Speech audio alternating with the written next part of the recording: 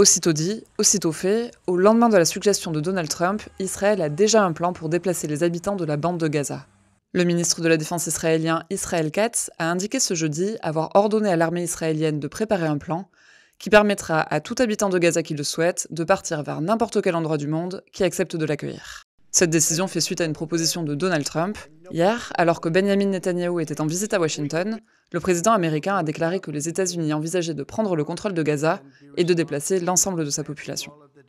Israel Katz indique avoir réfléchi aux pays susceptibles d'accueillir la population palestinienne et cite ceux qui se sont opposés à ces opérations militaires à Gaza, comme l'Espagne, la Norvège et l'Islande.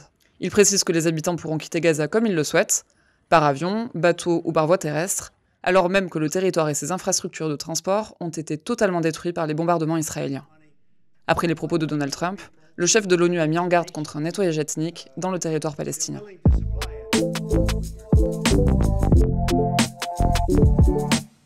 C'était la dernière étape pour le budget 2025. Le texte a été définitivement adopté ce jeudi par un vote au Sénat à 219 voix contre 107. Hier, François Bayrou avait eu recours au 49-3 pour le faire voter à l'Assemblée et avait bénéficié de la décision des socialistes et du RN de ne pas censurer son gouvernement.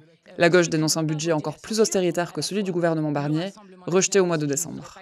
Le budget 2025 prévoit des coupes drastiques, 24 milliards d'euros de coupes dans le budget de l'État, dont 2,1 milliards pour l'écologie, 1,6 milliard pour le travail ou encore 227 millions pour l'éducation nationale. En parallèle, 3 budgets sont au contraire augmentés, celui du ministère de l'Intérieur, de la Justice et des Armées.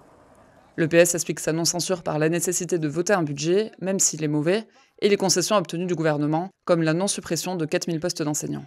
Cette position provoque des tensions au sein du NFP.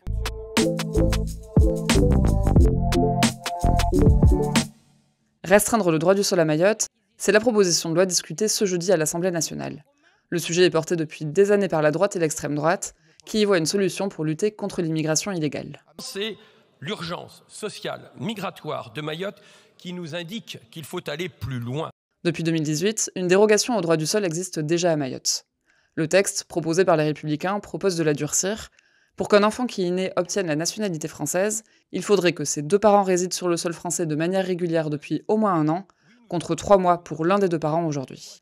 La gauche dénonce une mesure inefficace et xénophobe. Je les vois ce matin bazarder, oui c'est le mot, bazarder, nos principes, nos grands principes, qu'ils soient fondamentaux ou non, nos valeurs.